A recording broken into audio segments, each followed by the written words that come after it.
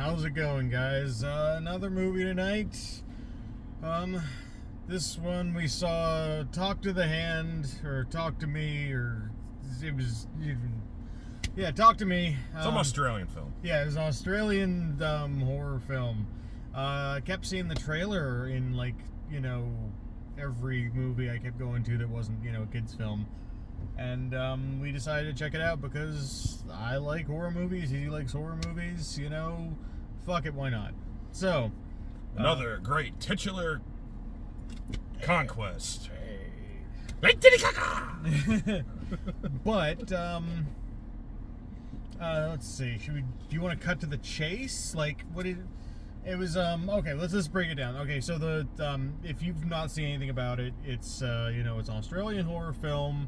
You grab the magic hand and you say, "Talk to me," and you see your spookums, and then they say, "Let me in," and you get possessed by a ghosty.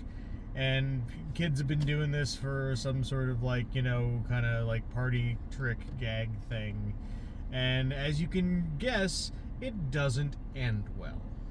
It was more than just like a party gag thing. It was like that they were getting high off of you know, like, basically, like, it was like their version of, like, Token Up. Yeah, it did seem like they were getting, like, a high, like, oh, man, that never gets old, and, like, you know, like, whoo, like, you know, almost post-orgasm at the end there, like, you know, they just hit up, or, you know, and then busted one. It was really funny, but, and then, you know, obviously, as I said, you know, it's a horror movie, so it's not a very good idea to talk to the dead and then get possessed by the dead. Yeah, that's what we've learned from, like, every horror movie known to man, you know? Yeah. Especially if you're grief-stricken, you know? Yeah, exactly, you know. That's the quickest way to get, like, demonically, like, possessed. Mm-hmm. Yeah. Not giving anything away, by the way. Not giving anything away. I mean, the possession is kind of is intrinsic to the whole thing, because that's kind of what the whole point is. Like, it was in the trailers anyway. Yeah, let's get possessed and have fun, and, you know, hit the blunt, and, you know, talk to some ghosts, and kind of. Yeah, it's like kids are getting weirder these days. Like, I mean, yeah, like at our parties, it was just like, you know, hey, yeah, let's play some beer pong. And, like, you know, play some, you know, Guitar Hero or something like that. Mario Kart and shit like that, you know. I never talked to no spirits when I was, you know, a youngin'. But, yeah, so, you know, all kinds of, like, familial, you know, tragedies happening, and, you know, things sort of interweave into one another, and, you know. But I'm gonna say I actually, you know, I was hoping to say, oh, this one's a piece of crap, because we keep seeing movies that we like, and it's, you know, it's getting really boring seeing all these good movies, but I like this one. Yeah, I enjoyed it as well. I thought, like, I thought the pacing was you know, really good. The makeup was a lot better than, like, M. Night Shyamalan films. You know, like, old and shit like that. Like, I mean, it seems like he doesn't put any of his resources into the makeup department. Yeah. And for a first-time director, this is actually this was. It felt like they had a good budget, good. Even though I don't know what the budget was, but it you know, the makeup on the spooky dudes looks really good. The acting everyone was solid. You know, all the young kids did their job really well. You know, it was believable. You could, you know, the terror was palpable. You know, everything was, you know, believable and spot on, which is not always what you can say about these kind of things. Yeah, especially from, like, you know, first-time directors. Like, I was researching them a little bit, and, like, did you know that they're YouTubers? No. Yeah.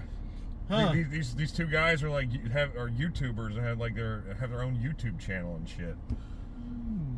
So, like, that's pretty, you know, crazy when you think about it. You know? Yeah, a lot of people are starting off on YouTube, you know, and, like, people. You know, I was actually just thinking about, you know, the Derek comedy guys, and, you know, Donald Glover being, like, he was a YouTuber. Yeah. Before that, and, you know, there are all sorts of people who are doing YouTube and then movies, and some people make movies like this, and some people make Skinamarink. Yeah. I don't know anything about the history about Skinamarink. I don't know if that was a YouTube person or it was. It was a YouTube person, and he made basically the same movie, but like a short form thing, and then kickstarted this, and fuck Skinamarink. Yeah, usually when you find out if it's like crowd-funded or something like that, because I remember Super Troopers 2 was like, that wasn't studio produced, it was purely crowd-funded too, like, and it turned out to be not as good as the first one. Yeah, not as good as the first one, but I actually kind of dug it. It was all right. Yeah, I'll be honest with you, I mean, I dug it too, so it was better than Club Dread. I don't know, I kind of like Club Dread. I need to rewatch it. I remember going in thinking, oh man, Super Troopers was so good, and then I saw Club Dread, and I'm like, this is alright, but like, it wasn't as good as, like, I guess because I just really like Bill Paxton, and I liked the the concept of them being on that island type thing. I thought that was kind of cool. I thought you're right. It's not gonna win any awards. Yeah, I did like the guy who was like the rip-off Jimmy Buffett, like wasted again in Dacre-Riedeberg or something. Yeah, Bill Paxton. Yeah, that was funny as hell. This was really, really good. It had some twists and turns, and some ambiguous stuff going on there, and for what it is in the genre it's doing, really solid. A lot of fun. If you're looking for something sort of off the beaten path, you could do a hell of a lot worse. We've seen a couple bad horror movies lately. I mean, The Boogeyman. I thought The Boogeyman was kind of bad. Yeah, I saw that a couple weeks ago, and we also saw, like, separately, we saw Insidious: The Red Door. Yeah, which was fine. It wasn't scary. It was boring. It was boring. It had some strong elements, but it was fine. Yeah, it was fine, but it wasn't like it was a cash grab, obviously. Yeah. I'd put the original Insidious on the shelf potentially. This, if I got a collection and it happened to be in there, it's kind of like how I got the Die Hard collection. Yeah. And then I'm like, it has Die Hard 4 or 5, but like, just kind of like, they just happen to be in the package. Like, you guys just sit there. I'm not sure you'll ever go in the player, but Well, Die Hard 5 definitely is not going in the player. No. I mean, he doesn't even use the gun at all in Die Hard 5. Not once. It's not a Die Hard movie. No. It's I don't know what it is, but it's not Die Hard. No. Yeah.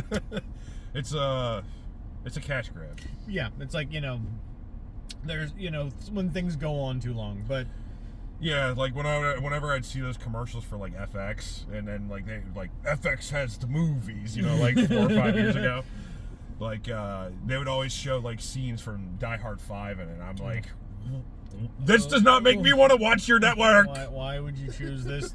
Of all the things you have access to, why? You're actually making me want to turn it off. Mm-hmm. But anyway, get back on yes, on track. Talk to me.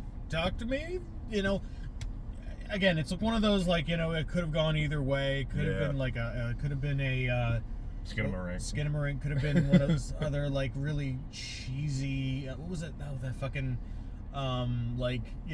Zoom call horror movie. Oh yeah, Unfriended and the dark web or whatever it was, or something like that. Yeah, I decided to watch that on a whim, just like rented it digitally, and I'm like, wow, this is just as underwhelming as I thought it would be. Yeah, I never saw the second one, but I did see the first one in theater, and it was fine up until what was it, the blender scene? Yeah, I think that was when because I mean, it was obvious it was like a cheap movie that they made with no budget. Mm-hmm. And the blender scene was like when Indiana Jones nuked the fridge or whatever. Yeah. that scene was absolutely ridiculous. Yeah. But I thought this was naturally creepy. Yeah. Good atmosphere. good atmosphere. The camera work was good. Yeah, the gore effects very solid, believable, like jarring, you know, because they're few and far between. So like, you know, when it does get gory, it hits you real quick, and it's just like people in the audience were like gasping and like, oh God. Yeah.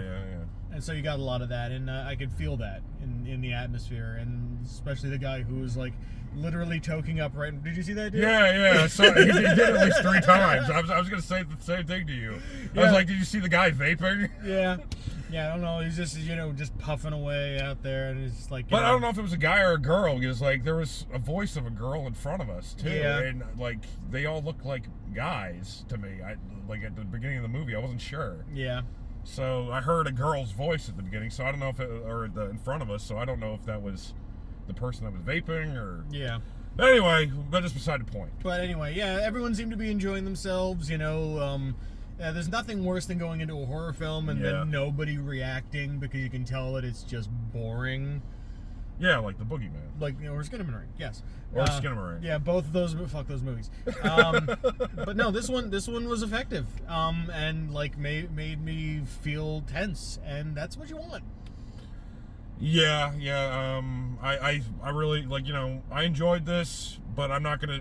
It didn't captivate me like Cobweb, though. No, not to the same degree. I thought Cobweb was creepier. Yeah, this one, like, I have a special affinity for a paranormal, like a ghost story horror film. Yeah, me too. Yeah, so like that part I really liked. I'm often, you know, you'll hear me say they showed too much, and they showed a lot of like the ghosts, you know, because you know they talk to me and then the person sees the spirit in front of it. Not a huge spoiler. That's like at the absolute beginning, but or the beginning of the movie, but it worked. Like they were able to do that, but it didn't detract from it in ways that other movies that do the same thing. Or maybe they just did it too much. Yeah, exactly. Like, you know, it desensitizes you after a while. This one, it was, you know, there were flashes of people and things, and I think the world they built was a strong one, and it kept you kind of like wondering, is what you think is going on actually going on? Yeah, it was really good. Yeah, it was solid. It was solid. I'm like I'm looking forward to what these directors are going to do in the future. Yeah, this might be like the next James Wan type situation that we're looking at right here. Like, I mean, that's basically they're from weren't they from Australia or New Zealand? I think they're from New Zealand, actually. Yeah, it was him and Leigh Whannell. Mm-hmm. This was obviously they were upfront in how Australian this movie was. Yeah. Australian Film Board by this Australian Film Festival. Australia, made in Australia. I'm sorry, I don't mean to offend like any New Zealanders or or you know, Aussies that are watching our channel. Yeah. I literally don't know. Yeah, I have no idea, but no. But I do know that they both have like thick accents, and like when they were basically, you know, shopping around Saw. Mm-hmm. Like the first one, like they were like 20-some-year-old, like 24-year-old like filmmakers, and like it was just by a whim that, you know, that they got selected. And then next thing you know, James Wan is like making like multi-million-dollar movies like every year. Like, I mean, he did like the Fast Furious movies, like one or two of them. Yeah. If this takes off, or if this does well enough, and you know, our theater wasn't exactly packed. I made a little, you know, snide comment about that when I came in. But maybe, you know, maybe a little word of mouth. If you see this and you want to see a movie, go, you know, like I said, it's worth seeing. You know, tell a friend. It's definitely worth your time. And maybe they'll continue to be able to do that, because you telling me these are YouTubers, this I wouldn't have known from watching this, because like I didn't know either until like I was like reading up about them, you know, and so then like when I heard about it, I was like, what? These are YouTubers that are doing, like, I mean, because these shots, like the cinematography look like, you know, veterans behind the camera. Yeah, because we've been watching for a while, and you know, like they're not, just like you said, like cheapo, like unfriended shit, like where it's like in front of a Skype screen. Exactly. Whereas this, you know, like some of the stuff that they did, you know, throughout the whole film, just like I don't want to like, especially some of the stuff at the end. Don't want to go. I loved some of the camera work they did and some of the effects, and it's just very impressive, very impressive. Yeah, it's beautifully looking film. So are we gonna get down to our ratings? Sure. Yeah, I mean, our ratings used to be kind of disjointed. Let's just go with like A, B, C. Yeah, do you want to do that for like the continuing on? Because I think that's been the last couple of ones. Yeah, sure, that's fine. Yeah, I'd give it a solid B, hinging on a B+. Yeah, I would. Let's see. As a horror film and first time filmmakers, and basically A24 like taking on the project when nobody else would. Yeah, I think I'd probably give it an A-. Yeah, something like that. It's just because I kind of also want to grade on a curve because, like you said, it is first time filmmakers, and it's just. Like for a first project, really solid, really impressive start. Yeah, really, especially since I'm not gonna give anything away, but yeah, it sort of reminds me of like hint like M. Night Shyamalan, like back in the late '90s. Before he was the joke of the town, where it's like but he kind of got his fame from being a plagiarist, but I'm not going to go into that. Yeah, but I mean, it just without giving him too much away, it keeps you guessing. There are still questions in my mind from the end of the film, which I love. Yeah, we were discussing that at the end of it. Like, I love films that make you think and then give you like open-ended, questions. Exactly. And then basically like you can.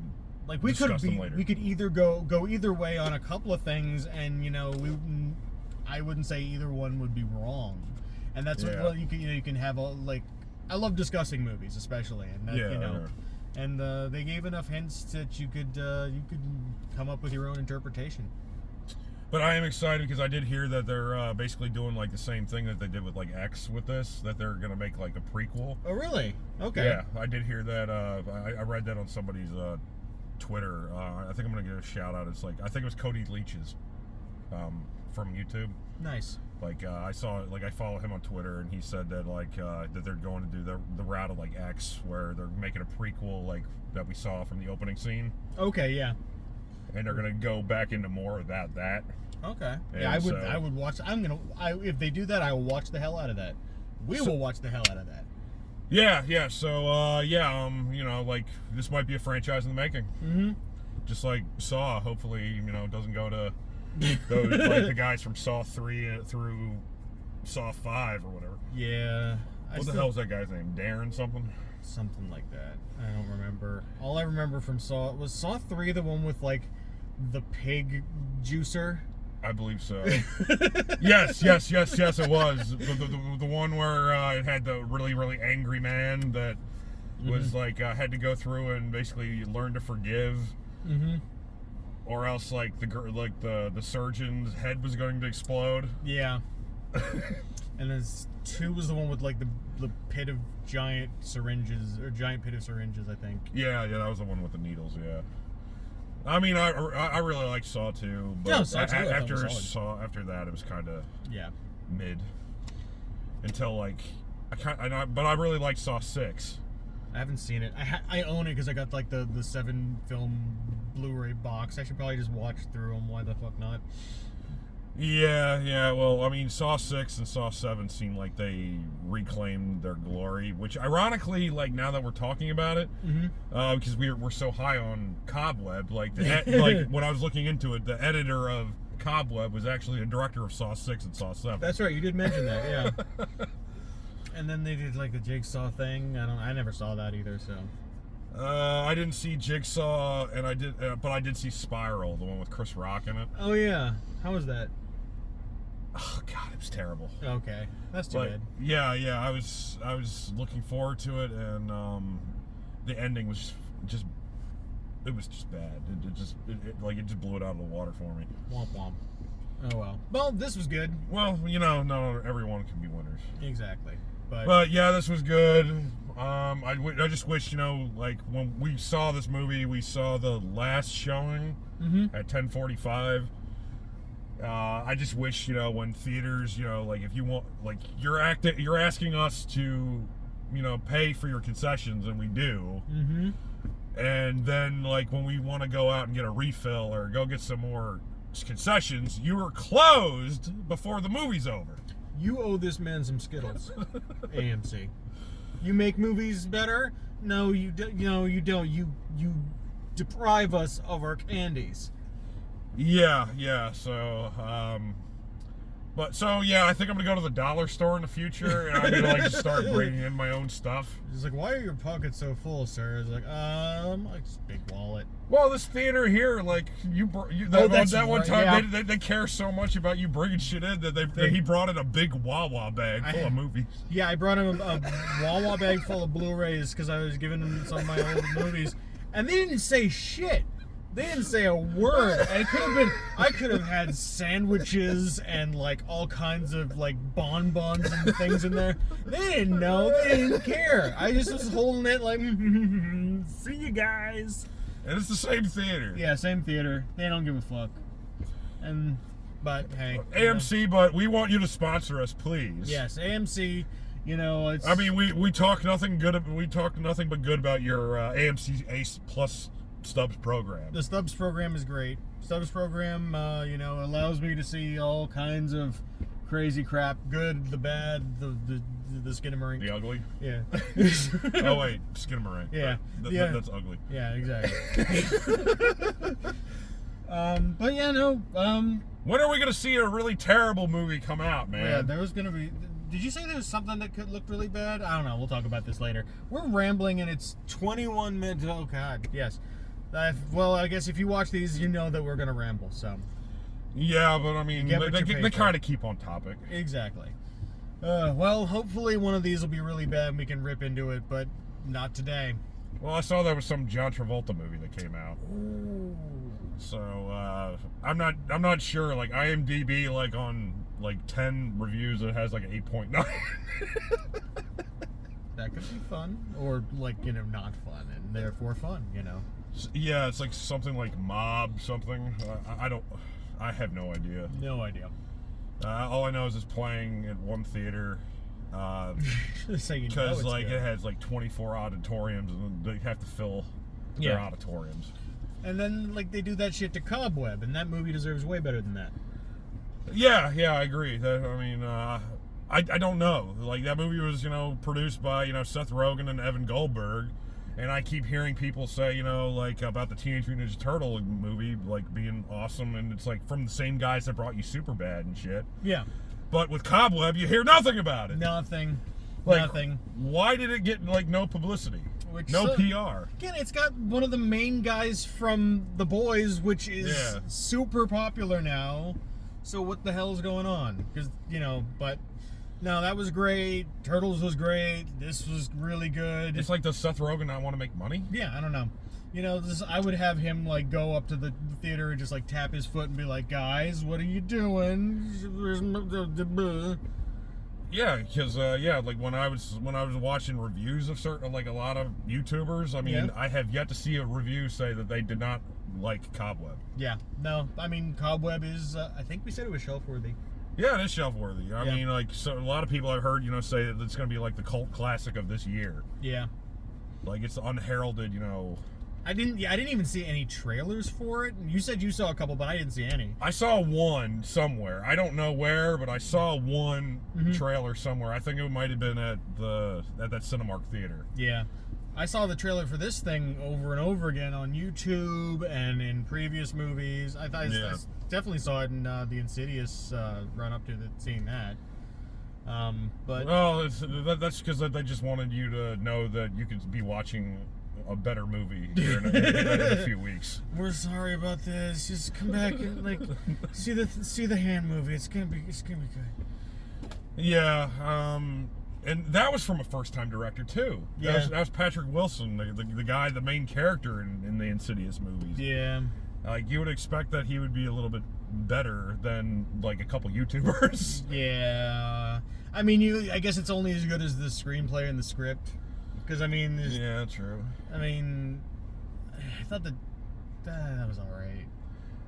Yeah. This one you could tell was like a real passion project of the guys. And Insidious, The Red Door, is more along the lines that Patrick Wilson was just using it to pad his resume. Yeah. I'm glad. I hope he got a good paycheck. I hope he had fun. That's all. You know, I want nothing but good things for Patrick Wilson. Me too. You know, and hopefully, actually, I don't know if I want another Conjuring movie. Do I? I don't know. I never saw past the first Conjuring. I thought the first one was okay. It was all right. It wasn't as scary as, like, it was scary up until the point where they showed the ghost too much, and then like the ghost lady vomited into the other person's mouth. I'm like, okay, now I'm out of it. Like, this isn't scary. This is just weird. Yeah, I've seen them all. I've seen the 2 and 3. Oh, they did. I forgot they did a third one. Yeah, the third one I think came out like 2 years ago now. Oh, I'm way behind. Oh, hey, it is what it is. Yeah. But I mean, James Wan didn't direct that one. He decided to go do. I think he decided to do *Malignant* instead. How was that? I don't know. *Malignant*? Yeah. It was different than I was expecting. I was expecting like to be this, you know, like a James Wan horror movie, and it was not like a James Wan horror movie. It was sort of like a 180. It was really, really interesting, but you know, I didn't think I should like it, but I actually really did like it. Okay, maybe I'll have to check it out.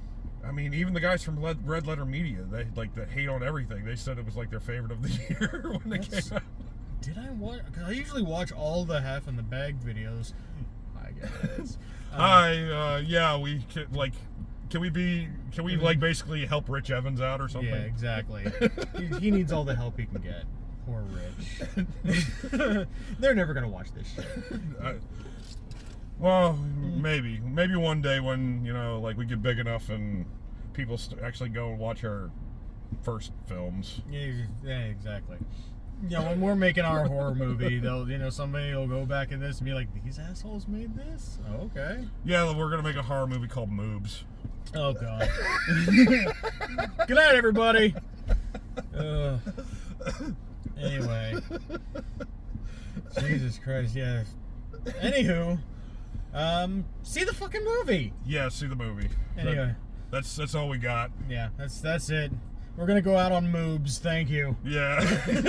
Comment, subscribe. Yeah. Like, please share the video, Yeah, because I mean, if you share the video, then you know it makes us happy. Yes, you want to see look at this face. You want to see a smile on this face. Yeah, you want to see a smile on his face too. And yeah, so comment below what you think about the movie. Yeah, did you see it? Are you gonna go see it? Go see it. Yeah. And you can also subscribe to his Patreon too. Yeah, and keep your eye on this, because I will hopefully have a new video up this week about PlayStation VR 2. So anyway. Yeah. Random Moves. plug. Moves. Peace.